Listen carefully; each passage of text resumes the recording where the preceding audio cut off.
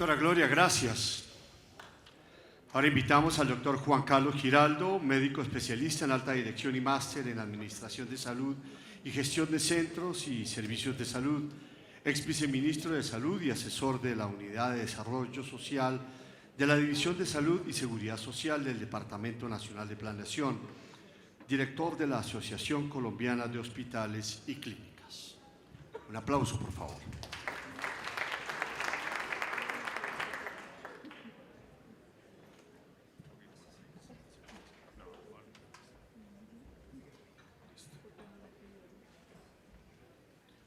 Bueno, señoras y señores, muy buenas tardes.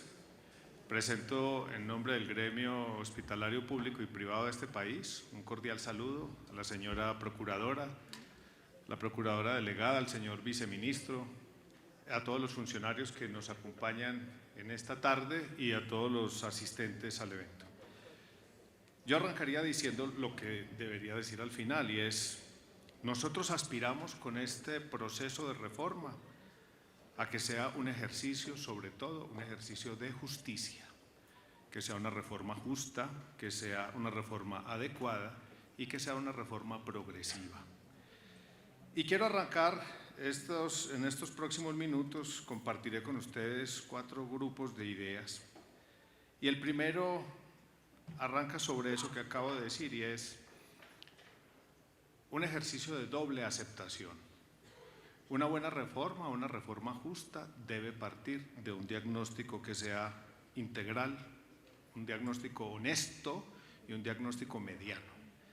Y por lo tanto nosotros le hemos propuesto desde hace ya mucho tiempo a este sistema y a este país que, con respecto al tema de la reforma sanitaria, nosotros debemos hacer un ejercicio muy honesto de doble aceptación. Y la doble aceptación es aceptar que tenemos grandes avances en el sistema de salud, gracias al sistema de salud, pero también aceptar que tenemos grandes problemáticas y temas pendientes por resolver. En esa doble aceptación, que pueden ser muchos los renglones de ese diagnóstico, nosotros ponemos como ejemplos algunos que les voy a mencionar. El primero de ellos, el tema de la cobertura. ¿Quién puede decir que 99.6% de cobertura no es un gran avance social para este país? Pero también hay que mirar, como nos lo han mostrado algunos de los técnicos que han hablado en este mismo micrófono, la cobertura efectiva no corresponde a ese 99.6, sino que corresponde a un 74%. Esa diferencia entre los dos es un tema que debe ser asunto de la reforma. Lo segundo, que ¿quién se puede oponer a que en este país tengamos un gasto sanitario que está ya casi llegando al 8% del PIB? Estamos en el 7.7%. Pero ¿quién puede desconocer que tenemos dificultades importantes en el movimiento de los recursos, que tenemos carteras acumuladas? En nuestro observatorio están 13.8 en un grupo de hospitales, según la superintendencia en 23 billones. Cuando usted mira los estados financieros reportados allá, inclusive las cuentas por cobrar están en cifras muy por encima de esa cifra de los 23 billones. Y eso nos denota que, si bien hay una bolsa grande de recursos, hay problemas en la transmisión de los mismos y no hay una administración limpia de los recursos de la salud. Con los resultados sanitarios ya lo han mostrado acá, y lo digo muy rápido. Maravilloso que las primeras páginas de los indicadores nos muestren las tendencias decrecientes a lo largo de las décadas y los últimos años, en casi todos los indicadores. Pero cuando usted pasa a la segunda página y la discriminación se hace por región, por género, por ingreso, por educación, por nivel de pobreza, usted encuentra una enfermedad común a muchos sistemas de salud y a muchas sociedades, que es la desigualdad. Lo mismo pasa con el tema de las métricas.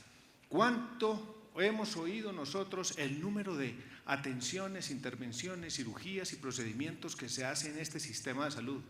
Pero qué poco hemos oído hablar sobre lo que es la agregación de valor que cada uno de esos servicios le hace a la vida, a la salud y al bienestar de ese paciente y de esa familia. Ahí tenemos una asignatura pendiente.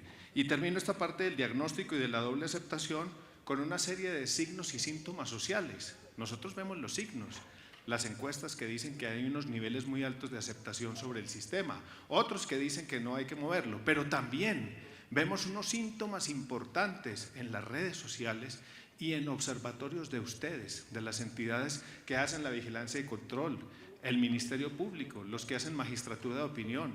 El número de tutelas en los últimos 21 años, y no lo voy a decir en índice, sino en número absoluto, es de 2.425.000 acciones. Muchas de ellas que tienen que ver con contenidos que están en el plan de beneficios. En el último año, según la superintendencia, las PQRs estuvieron por encima del 1.400.000. Eso es un contraste que, si uno es capaz de verlo en contexto completo, le da un diagnóstico justo, porque le dice exactamente en qué hemos avanzado y en qué tenemos nosotros asignaturas pendientes. Entonces, si ese es el primer grupo de ideas, partir de un diagnóstico robusto y justo, que es la doble aceptación. El segundo grupo de ideas tiene que ver con una propuesta que le hemos hecho a este país desde hace mucho tiempo. Está acá y se lo voy a dejar a la Procuraduría, muchos de ustedes lo conocen. Lo hemos llamado una ruta lógica hacia una salud progresiva. ¿Y qué significa eso? Nosotros, a diferencia de otros, no queremos estar en el tema de hacer un planteamiento presentando un artículo, un parágrafo, un inciso. A nosotros nos parece que si tenemos un diagnóstico robusto, podríamos hablar más bien sobre un método sano para hacer una verdadera reforma al sistema de salud. Y ese método tiene varios pasos. El primero de ellos es una formulación inteligente. Yo escucho, le vi a la señora Procuradora una columna, que se denomina construir sobre lo construido, y se ha vuelto un eslogan, se ha vuelto una frase de común denominador en todos los auditorios. Yo debo hacer énfasis en algo. Esa frase es una orientación estratégica, porque construir sobre lo construido significa que usted tiene que aceptar que va a avanzar sobre temas como vamos a mantener el aseguramiento, vamos a mantener la mezcla público-privada, vamos a mantener una mezcla de impuestos generales e impuestos a la nómina, vamos a avanzar sobre un plan de beneficios en salud, y sobre eso es que se va a construir. Entonces, es más que una exhortación, es un compromiso o una orientación estratégica básica que nosotros también compartimos y que la hemos promovido desde hace mucho tiempo. Construir sobre lo construido, y del diagnóstico anterior se derivan dos acepciones. Una, lo que ha funcionado bien se tiene que fomentar. Lo que ya está funcionando bien se tiene que fomentar. No solo falta promoción y prevención, sino también fomento del modelo sanitario. Y lo que no ha funcionado bien se tiene que reformar, o se tiene que modificar, o se tiene que suprimir, o se tiene que remozar. Ahí está de entrada. Entonces, esa es la formulación inteligente. No hay que pasar rápido por eso. Esa es la mirada estratégica. El segundo punto es la definición de fronteras, que ya es bajarse un poco a lo táctico de una reforma. Ojo, estoy hablando de un método de reforma. Y en la definición de fronteras usted puede tomar diferentes binomios que hay en un sistema de salud. Arranco con lo siguiente: lo incluido y lo excluido en un plan de beneficios. Usted tiene que tomar unas decisiones de carácter presupuestal para poder hacer más robusto lo que está adentro, el plan de beneficios, lo que tiene por dentro. Eso implica un movimiento de presupuesto y de recursos. Pero así como ese movimiento en ese binomio, lo hay en muchos.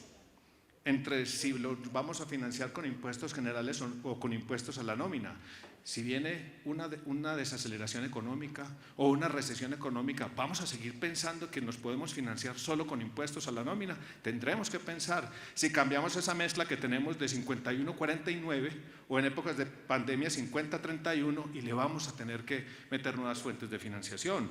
Lo mismo pasa con lo preventivo y lo asistencial, con lo general y con lo especializado, con lo nacional y lo territorial. Cada una de esas son fronteras en las que usted tiene que mover hacia un lado o hacia otro, y cada movimiento implica recursos de toda índole. Termino esta parte diciendo, en esa definición de fronteras, lo público y lo privado se debe mantener. Y esa construcción que tenemos hoy, que es 90% privado, 10% público, en el número de IPS absoluta, o 75%, 25% en el número de camas a expensas de lo privado, se tiene que mantener y fortalecer. Bien, vale la pena fortalecer lo público y crecer lo público, pero lo privado se tiene que mantener y sobre eso se tiene que construir.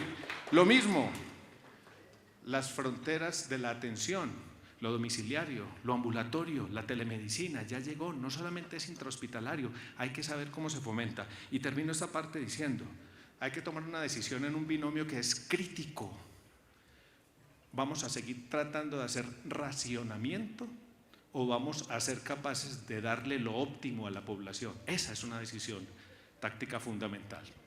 El tercer punto dentro de este segundo grupo de ideas de la ruta lógica es el cambio de los roles. Entonces, mira, lo primero es lo estratégico, macro. Lo segundo es lo táctico. Lo tercero es operacional. ¿Vamos a conseguir mejores resultados haciendo todos lo mismo? Yo no creo.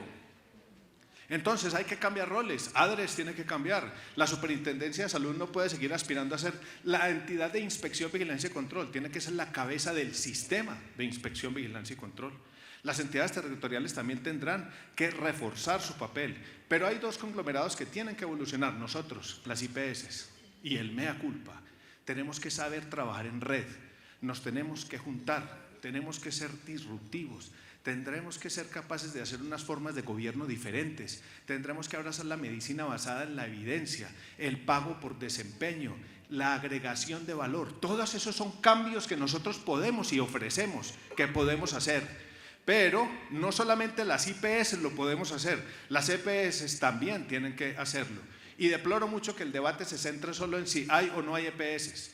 Yo creo que esto es mucho más amplio el debate del cambio de un sistema de salud a la existencia de un solo actor. Pero desde nuestra lógica, las EPS deberían permanecer en el sistema, pero deben reforzar su papel. Y nosotros creemos que con las capacidades que ya tienen, los conocimientos, como coordinadores, como logísticos, como articuladores, como administradores regulados, pueden desempeñar un papel importante sin manejar toda la masa monetaria del sistema de salud. Y por eso es que hemos insistido desde hace muchos años en el giro directo, que veo que tiene muchos adeptos hoy. Pero ese cambio en ese manejo, pero esa permanencia de la figura con una actualización de su competencia para convertirse en articulador o administrador regulado, creo que nos ayuda a resolver, si somos capaces de cambiar las otras competencias, de hacer un cambio importante del sistema sin destruir las cosas que están funcionando bien.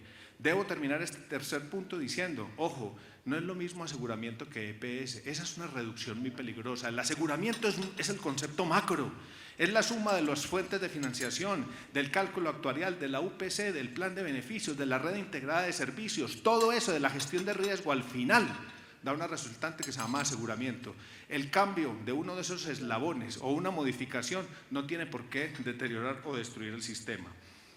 Si nosotros queremos llegar hacia la salud progresiva, tenemos que hacer cambios en las relaciones de poder de los agentes del sistema. Ese es mi último punto de esta parte y es, ¿cuáles son esos cambios? ¿Qué ha llegado? La tecnología. Hay inteligencia artificial, hay Big Data, hay blockchain, hay sistemas de información ampliamente conocidos y bien difundidos. Y nosotros todavía seguimos haciendo procesos reiterativos, a mano, papel. Va y viene una factura, va y viene una glosa, va y viene una discrepancia. Eso no puede ser. Este sistema, nosotros hemos perdido mucho tiempo concentrándonos en desgastantes labores administrativas. La tecnología nos tiene que resolver eso para permitir que nosotros nos conectemos, nos reconectemos con nuestra misión institucional. Ese es el tejido conectivo de esa parte del cambio. Pero para que el cambio de relaciones de poder sea eficaz, nosotros creemos que no puede haber zonas grises. La integración vertical, tenemos una amplia discusión sobre eso, tal vez en la baja complejidad o en la puerta de entrada, pero en la mediana, en la alta, no se puede dar y no puede haber ni una institución más nueva que se cree de integración vertical. ¿Que debe haber herramientas que coadyuven? Sí, el tarifario, pero ojo, señor viceministro, nosotros estamos diciendo tarifario único, no. Que podamos hablar sobre tarifario piso, en el cual estén incluidos los costos promedio de las entidades y sobre el cual se puedan construir toda serie de incentivos, de diferencias, de variabilidades positivas relacionadas con la dotación de recurso humano, con la dotación tecnológica, con el haber conseguido escalas de premios de acreditación o de seguridad. Eso tiene que ser remunerado dentro de ese esquema tarifario, así que ojo con ese tema, le damos nosotros esa exhortación. Voy terminando con lo siguiente, miren. Nosotros creemos, vamos en los dos pasos. Uno, una formulación inteligente. Dos, una ruta lógica hacia una salud progresiva. Lo tercero, le preguntan a uno, a los exministros que están acá, le preguntan a uno, esa es una pregunta usual, que ¿cuál es el mejor sistema de salud del mundo para copiarlo? Nosotros les decimos, no, vamos a hacer un estudio y les aportamos este trabajo, en el que hicimos una comparación de 94 sistemas de salud. Aquí hay respuestas importantes. ¿Dónde está Colombia? Puesto 39, en el clúster 7, que es un clúster mediano superior, con 10 puntos por encima del promedio de desempeño del resto de países, en el 6º puesto de la región. Aquí hay respuestas muy importantes. Por ejemplo, tal vez el modelo no es el determinante de esa ubicación, porque se encuentran en los primeros lugares en países que son sistemas de seguridad social o países que son sistemas nacionales de salud. En los primeros puestos se encuentran países financiados o gobernados duro por el gobierno central y otros que tienen esquemas de descentralización. La diferencia no está ahí, ni en la forma de financiación. Sí parece una mejor idea financiarse por impuestos generales, pero de acá salen respuestas concretas. Una, los que están bien calificados tienen unas coberturas que se aproximan a las nominales. Es decir, el índice de efectividad de la cobertura se acerca al 100. Nosotros estamos lejos, ya les mencioné, estamos 25 puntos por debajo. Los países que mejor les va tienen una dotación amplia de infraestructura, de camas, de talento humano médico, de enfermeras. Nosotros estamos deficitarios en la mayoría de esos ítems. Entonces, acá habrá respuestas que les quiero dejar a ustedes para que miremos en esos verdes, esos amarillos y esos rojos cuáles son las cuestiones que se pueden movilizar dependiendo de una reforma sanitaria y cuáles son los que tienen que ver con otras políticas de desarrollo general de un país. Termino con mis expectativas, mi cuarto grupo de ideas. Qué bueno que se presente ya la ley, el texto, para que podamos superar este momento de confusión de todo el sistema y que nos podamos concentrar en un nuevo momento de ideación. Ya hay muchas ideas, pero ya sobre textos concretos podremos presentar más cosas específicas para tratar de conseguir un mejor resultado. Lo segundo, una reforma uno aspira que sea para mejorar. Si es para quedarnos igual o para empeorar, pues no valdría la pena hacer un gran esfuerzo reformista. Lo tercero, queremos tener éxito, que cada uno de los agentes que quede allí en esa reforma tenga las funciones claras. Lo peor que nos puede pasar es que haya zonas grises, que la gente no sepa, que se traslapen las competencias y que no tengamos claridad quién hace qué. Lo cuarto, ADRES. Fue mucha la lucha para crear ADRES. ADRES hay que cuidarla como una urna maestra de información y un acumulador o un mancomunador de riesgos y de recursos. No creemos que se pueda hacer, creemos que no es una buena idea hacer una